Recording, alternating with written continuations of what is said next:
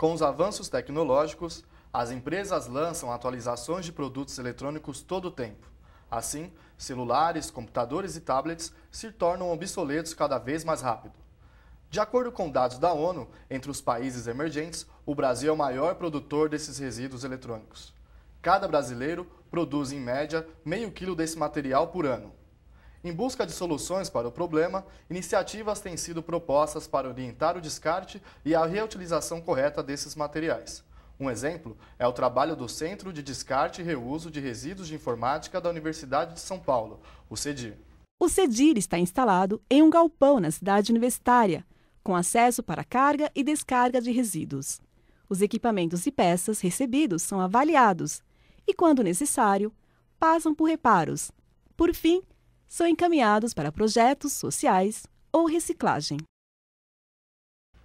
Nossa convidada de hoje é a responsável técnica pelo projeto de criação de cadeia de transformação de lixo eletrônico da Universidade de São Paulo, especializada em gestão ambiental e espaço urbano, Neuci Bikov. Neuci, obrigado pela presença. Eu é que agradeço a oportunidade de estar aqui e falar do nosso trabalho. Neuci, como surgiu a ideia da criação do CEDIR?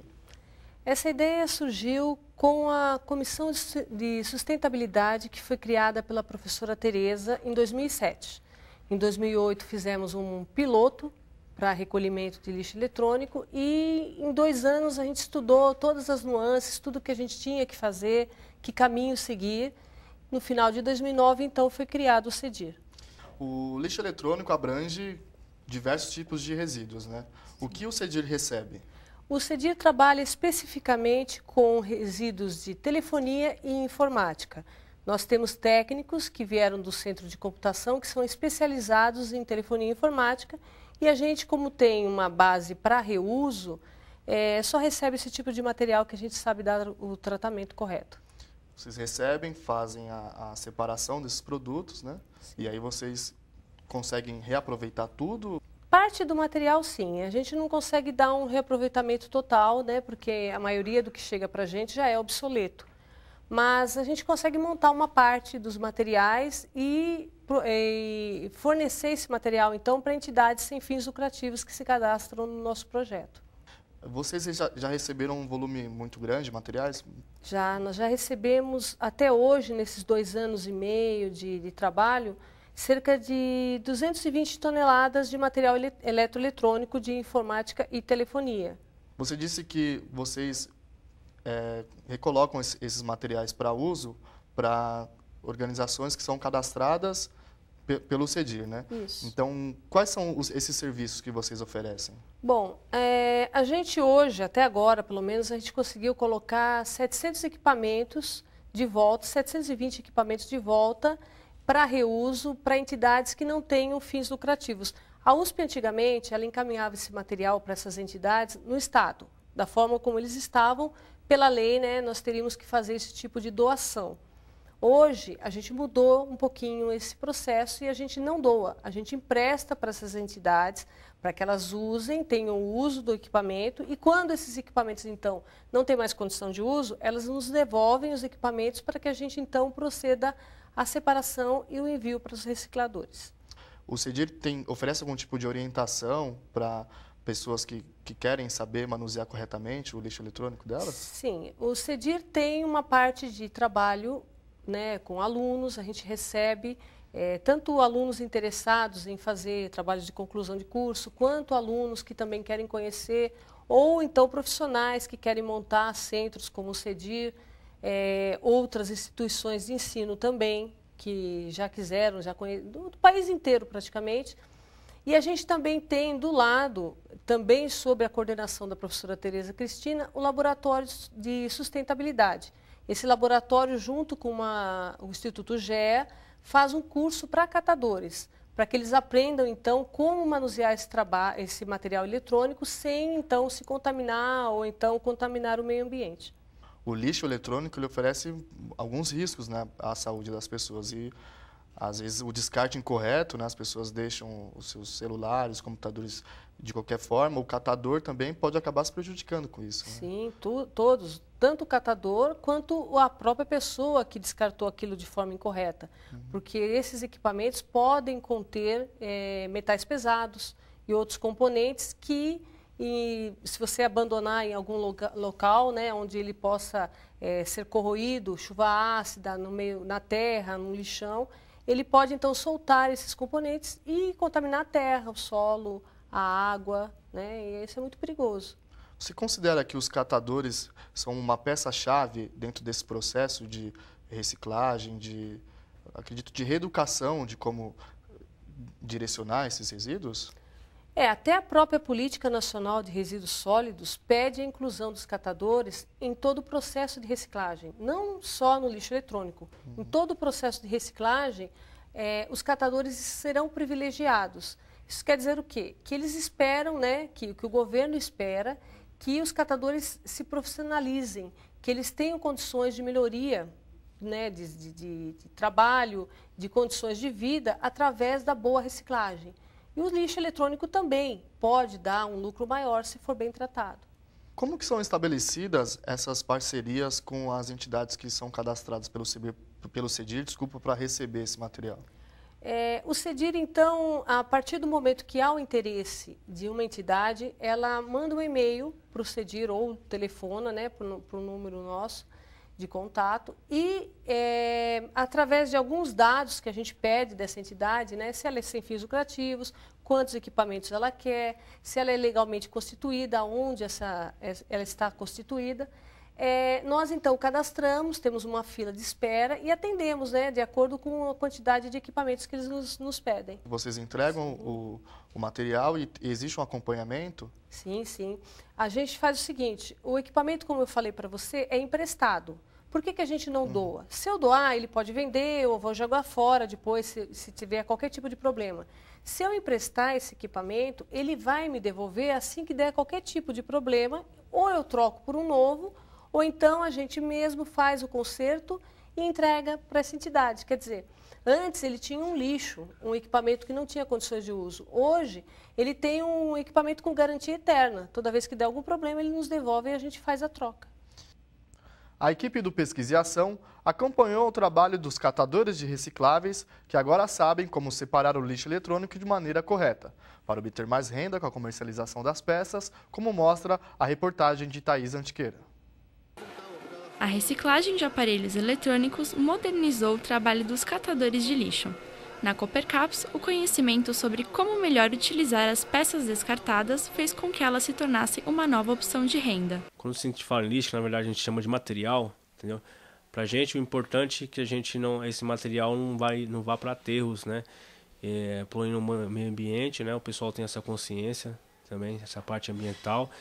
E também para nossa comercialização uma parte social, parte de renda, né? Gera renda para os nossos cooperados. O lixo eletrônico chega a Coopercaps pelos caminhões da prefeitura e de parceiros, e então é enviado para um setor específico, onde é feita a triagem. Depois da venda do material reciclado, o lucro é dividido entre os cooperados. A gente não tinha total conhecimento, né, do valor maior agregado do lixo eletrônico, entendeu? Depois que apareceu o CEDIR como parceiro, né, fornecendo essa capacitação, a gente consegue criar um material bem melhor e criar um ganho bem melhor. A Coopercaps realiza parcerias com empresas e instituições para que os cooperados tenham acesso a diversos tipos de cursos de capacitação. No CEDIR, os catadores foram orientados sobre como lidar com o lixo eletrônico. Todo material que não pode ser reciclado, que é chamado de rejeito, vai para aterros ou incineração. O maior problema do descarte de aparelhos eletrônicos no meio ambiente é a demora para que eles se decomponham. Por isso, o trabalho de separação desse lixo é tão importante para a sociedade quanto para os catadores. Nilce, há pouco, então, você nos informou que o CEDIR também dá orientações para as pessoas que desejam fazer o descarte do seu lixo eletrônico, né? Vocês recebem grupos? Existe uma estrutura de palestras para quem tem interesse em conhecer o trabalho do CEDIR? Sim, nós temos. A gente faz, então, a recepção das pessoas que querem visitar e conhecer o trabalho. a divulgação, a gente passa material também por e-mail, material escrito, né? E recebemos a visita, né, de escolas, de entidades, de pessoas realmente que estão interessadas no trabalho e nesse tipo de descarte correto. Inclusive catadores, né? Apesar do trabalho com catadores ser feito pelo Laboratório de Sustentabilidade, o LASSU, nós somos interligados. Então, nós recebemos também alguns grupos que querem até renovar o conhecimento, alguns que já fizeram o curso, mas que não acharam o suficiente, e então vão lá para conhecer, para ver que tipo de encaminhamento, até que empresas a gente trabalha. Vocês trabalham com catadores de cooperativas? Ou como que vocês conseguiram encontrar essas pessoas para orientá-las corretamente? Esse trabalho é feito com o Instituto GEA. O Instituto GEA já trabalha com as cooperativas há algum tempo e se interessou, então, em melhorar a renda dessas cooperativas com um descarte adequado do lixo eletrônico. Há um tempo atrás, eles faziam somente a venda do equipamento inteiro, ou então tiravam partes, peças que eram mais caras, né, o cobre, o alumínio, e descartavam de forma inadequada o resto, ou então entregavam o equipamento inteiro. Você consegue ter um ganho 10 vezes maior se você separar as peças do que quando entrega o equipamento inteiro. O único problema nesse caso é o volume, porque se tem que ter um grande volume de material separado para que compense o frete, compense o encaminhamento. A reutilização do lixo eletrônico não se limita ao conserto de computadores e à venda de peças. Usando a criatividade, artistas podem aproveitar eletrônicos descartados para construir suas obras. No próximo bloco, veremos como isso funciona.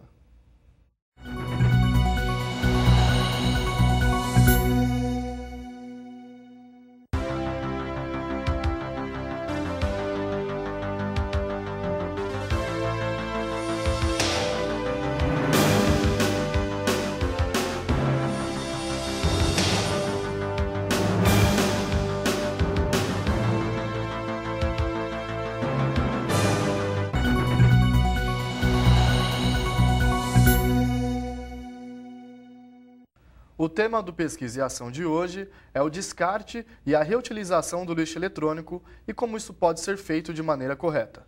A nossa convidada é a responsável técnica pelo projeto de criação de cadeia de transformação de lixo eletrônico da Universidade de São Paulo, especializada em gestão ambiental e espaço urbano, Neuci Bikov. Além da preparação ambiental e social, o CEDIR incentiva o reuso dos materiais por artistas plásticos. Veremos agora como isso é realizado na reportagem de Cristina Abreu. A criatividade é a principal ferramenta do artista plástico Glauco Paiva. Sua matéria-prima é o lixo eletrônico. Placas de computadores, teclados e cabos deixam de poluir o meio ambiente e se tornam obras de arte nas mãos do escultor, que começou a lidar com esses materiais há mais de 10 anos em um coletivo de reciclagem. E esse trabalho foi evoluindo e foi se tornando outras coisas, né? Então, hoje em dia, por exemplo, eu faço as minhas esculturas, meus trabalhos com lixo eletrônico, e uma grande parte do lixo eu uso para finalidade educacional, com robótica livre. Manifestações artísticas usando a tecnologia são um diferencial nas aulas de Paiva. Os componentes das máquinas ganham novas formas, como robôs e esculturas. O lixo eletrônico chega até o artista por doações de parceiros. E o que sobra após a confecção das obras é recolhido pelos próprios doadores. Mas eu acho que no dia a dia as pessoas têm que ter uma coisa um pouco mais pensada, o seu consumo mais pensado. Então, o que consome, quando compra, para que compra. E à medida que você começa a pensar nisso, você começa já a evitar um grande número de lixo que vai para a rua, né? Eu acho que é bem por aí.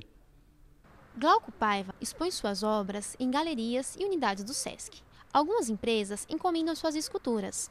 O ateliê do artista fica na Vila Madalena.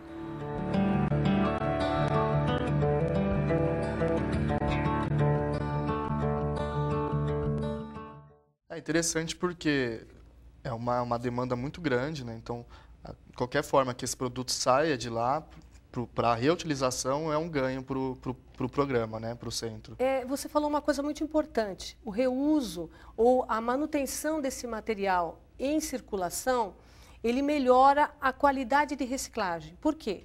Hoje no país a gente não tem uma reciclagem eficiente de tudo. Muitas coisas são tão caras para serem recicladas que vão parar num aterro sanitário um industrial ou às vezes até num lixão. Porque não é viável. Você falou dos catadores. Os catadores, muitas vezes, eles têm que optar por um material. Eles recebem tanto material que eles acabam escolhendo aqueles que têm o melhor preço. E os que têm um preço menor, né, no mercado acabam sendo destinados, então, para um aterro. E quanto mais tempo a gente mantiver esse material eletrônico, que é um material caro, né, que foi cara a manutenção, a feitura, né, a manufatura desse material, quanto mais tempo a gente mantiver esse material em circulação, mais tempo a gente dá para a indústria se organizar, agora com a nova lei inclusive, e ter tempo de produzir, então, uma desmanufatura a custo competitivo. Tocando nesse assunto que você comentou da lei, né? Recentemente o Brasil aprovou a lei da logística reversa, né? Isso. Que não é só isso, na verdade é uma lei que inclui todas as questões dos resíduos sólidos, né? Sim. Mas também está incluída a questão do lixo eletrônico.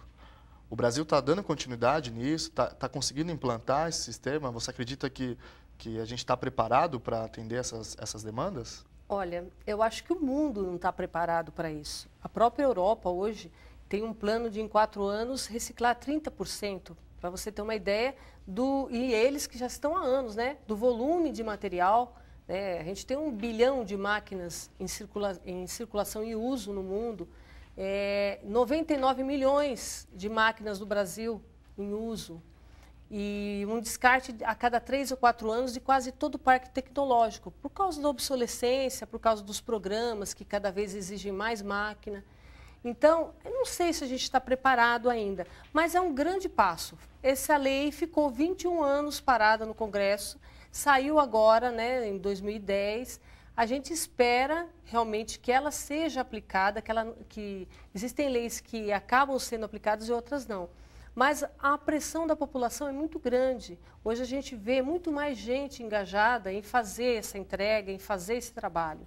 E realmente preocupados para onde vai o seu resíduo, para onde vai o lixo eletrônico, que na verdade não é lixo, é matéria-prima, né? Para uns é lixo, para uns é matéria-prima para outros. As empresas, elas aceitaram bem essa determinação legal, têm contribuído para o recolhimento desses resíduos? Algumas sim, algumas por iniciativa própria. Nós do CEDIR procuramos muitas empresas que faziam, então, esses equipamentos, que produziam essas máquinas, e pedimos que eles retirassem esse material. Muitas não tinham a logística reversa e instituíram essa logística, muitas já tinham e realmente nos atenderam muito bem, e algumas de forma nenhuma. Eu acho que até mesmo com a força da lei, só realmente recebendo uma multa, ou pior, né, deixando de vender o material, é que elas vão então se manifestar. Mas tem muitas sim que já se adaptaram. Para os nossos telespectadores, qual que é o risco que traz para a saúde das pessoas, para a natureza, se essa lei não for colocada em prática? Olha, a princípio você tem um risco com a contaminação, porque muitos desses componentes são potencialmente perigosos. Eles contêm metais pesados, podem realmente contaminar tanto o trabalhador, a pessoa que está mexendo, dependendo da forma como ele mexe. Em países subdesenvolvidos da Ásia, da África, a retirada dos metais nobres, porque junto com os metais pesados você tem ouro, tem prata, tem índio. E para a retirada desse material, muitas vezes são usados produtos químicos que causam reações, podem inclusive contaminar o trabalhador. Então, realmente tem um grande risco em descartar incorretamente esse material. E além do que, é uma matéria-prima que está muito mais fácil.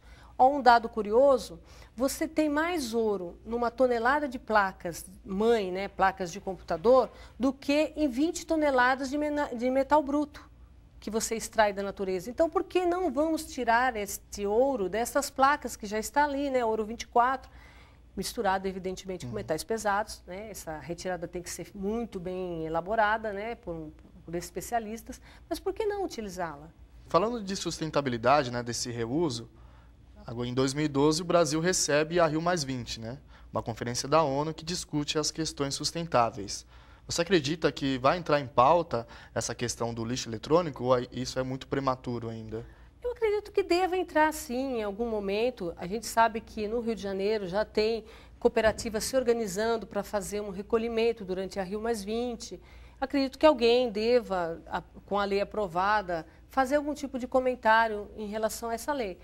Mas eu ainda acho que falta muito ainda, a gente tem um caminho longo ainda, não sei se vai ser dado todo a importância que esse assunto tem realmente. Segundo dados de uma grande montadora de celulares, né, eles dizem que das pessoas que possuem os seus aparelhos eletrônicos, só 50% delas sabem que existe a possibilidade de reciclagem desse aparelho, né?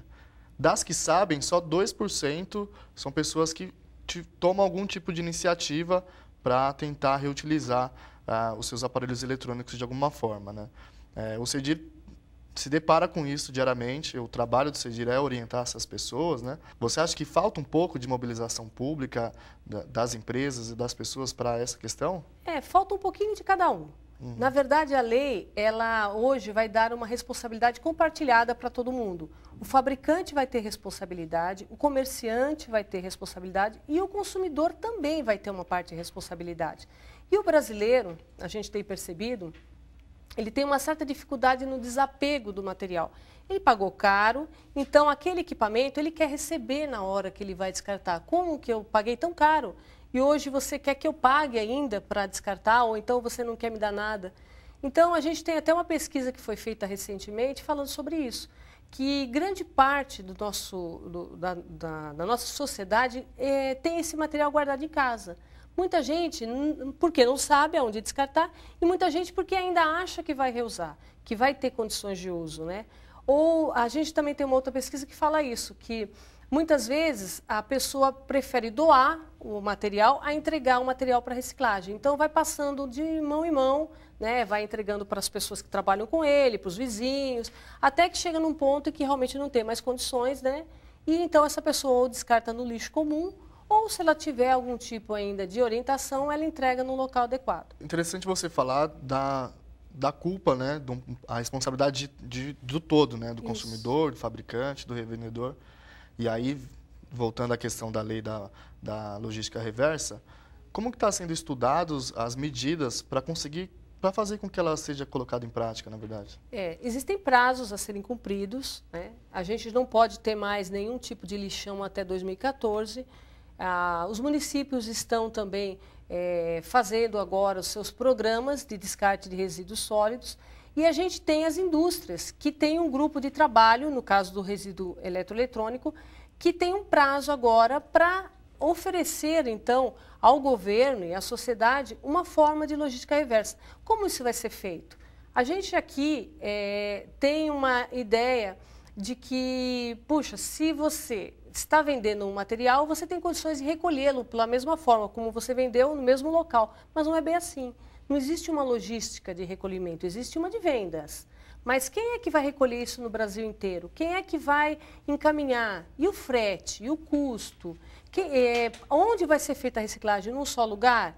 Em várias cidades? Então, isso realmente é uma logística complicada. Os fabricantes hoje estão preocupados. E tem mais um outro item, muito importante. Os materiais que entram de forma clandestina no país, ou que são montados. Esses não pertencem a ninguém, você não tem um fabricante, você não identifica quem é o dono. Quem é que vai dar o descarte desse material? Então, tudo isso preocupa muito a indústria, que não quer assumir um ônus que não é seu, e também ao consumidor, que também, sabendo dos riscos e dos problemas que isso causa, inclusive sendo multado se descartar incorretamente, também quer, né, uma solução. Neuci, então, para a gente finalizar o nosso bate-papo, o que você podia falar para as pessoas que estão em casa? Qual a sua dica, né, agora que elas têm a informação de que é possível fazer o reuso e a reciclagem dos materiais eletrônicos, mas qual que é a primeira dica, o primeiro passo para as pessoas que querem aplicar essa filosofia de sustentabilidade, na verdade? Né? Eu acho que a primeira coisa que as pessoas têm que fazer é reduzir o consumo. Não adianta a gente pensar num planeta, né, com 7 bilhões de pessoas, que todo mundo vai poder continuar consumindo da forma como está consumindo hoje. Não dá. A gente não comporta o planeta, não tem como suprir todo esse consumo exagerado. Então, vamos reduzir. Depois da redução, vamos tentar dar uma vida útil para aquilo que a gente já tem. né? Não vamos comprar por impulso, porque hoje tem uma propaganda e hoje mudou o modelo, não. Vamos tentar dar um reuso para esse material, repassar realmente para alguém que precisa. E no último momento, quando realmente não tem mais condições de uso, então enviar para um local adequado. Hoje tem vários postos de recolhimento. A gente tem o site do Elixo, que é www.elixo-lixo.org, que pode, então, fornecer perto da sua casa locais de recolhimento. Então, é muito importante que você encaminhe esse material e não jogue no lixo comum. Sem dúvida, e sem contar que esse material ele é muito prejudicial à saúde, né? Sim, também. A gente já conversou, inclusive, sobre isso no programa de hoje, mas qual que é, assim, a substância mais nociva à saúde das pessoas? Por exemplo, na televisão e no monitor CRT, que é aquele monitor de tubo, você tem até 3 quilos de chumbo. O chumbo pode causar alterações neurológicas, pode causar câncer, várias outras doenças. Você tem mercúrio, você tem cádmio. No retardador de chama, quando a pessoa queima para tirar o cobre, por exemplo, ela está se contaminando com aquela fumaça tóxica que tem em todo o revestimento desse material. Quer dizer, tudo isso é contaminante e durante muitos anos ainda vai ser. Como a Nelci falou com a gente agora, né? A responsabilidade é de todos. Então, vamos pensar sobre isso e fazer parte desse processo de reuso no momento em que está sendo discutida essas questões de sustentabilidade e reciclagem, né? O Pesquisa e Ação falou hoje sobre o descarte e reutilização do lixo eletrônico, com a convidada Nelci Bikov, do Centro de Descarte e Reuso de Resíduos de Informática da USP. Ficamos por aqui e até o próximo programa. Obrigado, Nelci. Obrigada a vocês.